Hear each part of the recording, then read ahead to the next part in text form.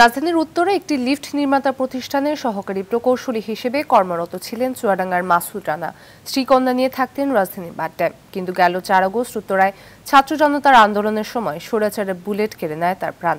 উপার্জনক্ষম সন্তান হারিয়ে দুঃখ কষ্টে দিন কাটছে বাবা মায়ের। চুয়াডাঙ্গা থেকে জহির রায়হান সোহাগের রিপোর্ট, জানাচ্ছেন সৈয়দ মাহমুদ। ছেলে বাড়ি ফিরবে, নিজ হাতে খাইয়ে দেবে, মায়ের পাশে বসে গল্প করবে নিজের স্বপ্ন নিয়ে। এ আশায় এখনও যেন বুক বেঁধে আছেন বৈষম্য বিরোধী ছাত্র আন্দোলনে শহীদ মাসুদ রানার মা জাহানারা খাতুন।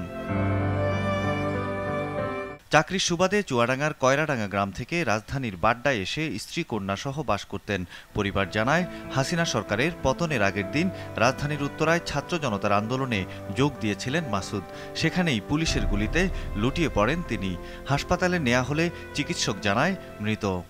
এখনো তোমার 2টা ছেলে আছে, 2টা মেয়ে আছে, তাহাও যেন আমার বুক টানটা হয় না। কাকে বাপ বলে ডাকবো, আর কিনা খোঁজ নেবে। যদি মনে করে যে দেখবো বা দেখে রাখবো বা খোঁজ খবর নেব, সরকার চাইলে এটা তাদের পক্ষে সম্ভব। মাসুদের পরিবারের পাশে দাঁড়াতে সরকারের প্রতি আহ্বান জানিয়েছে স্বজন ও এলাকাবাসী। আমরা চাই যে একজন ব্যক্তির কন্ট্রিবিউটে একটা ফ্যামিলি চলতো, সেই ফ্যামিলিটা যেন আসলে বাধাগ্রস্ত না হয়। তার সন্তান, তার পরিবার, তার আত্মীয় স্বজন যেন কন্টিনিউ করতে পারে। এই ব্যাপারে সরকারের সার্বিক দৃষ্টিভঙ্গি রাখা দরকার। শহীদ মাসুদ রানার পরিবারের পাশে থাকার আশ্বাস দিয়েছে চুয়াডাঙ্গার জেলা প্রশাসন।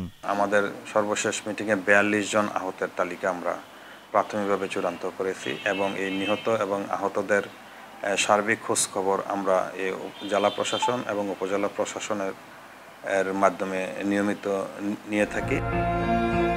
সৈয়দ মাহমুদ, RTV।